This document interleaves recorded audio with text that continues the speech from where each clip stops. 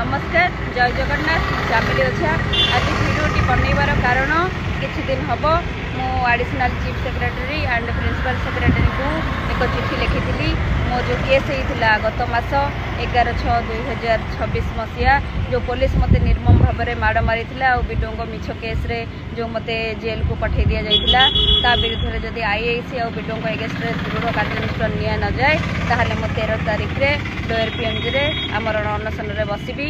तो वर्तमान सुधा आज 12 तारिख सुधा किसी भी कार्यानुष्ठान ग्रहण करागला नहीं। तो वर्तमान निष्पत्ति नहीं आसंता काली 13 तारिख सोमवार दिन मो दिन 10टार लोयर पीएमजी रे आमरण अनशन करी जे पर्यंत मते न्याय न मिली से पर्यंत मोर हंगर स्ट्राइक जारी रहिबो। आपण मानक भल पाइबा आपण मानक आशीर्वाद निश्चित भाव में मो उपरे रहू। जय जगन्नाथ।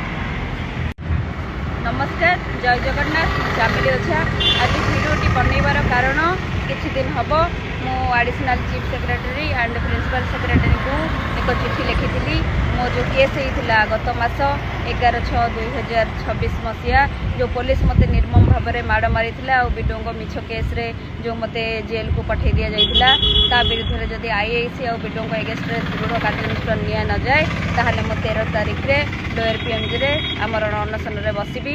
तो वर्तमान सुधा आज 12 तारिख सुधा किसी भी कार्यानुष्ठान ग्रहण करागला नहीं।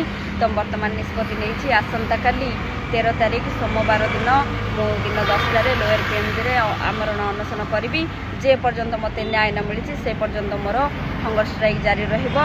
आपण मानक भल पाइबा आपण मानक आशीर्वाद निश्चित भाव में मो उपरे रहू। जय जगन्नाथ।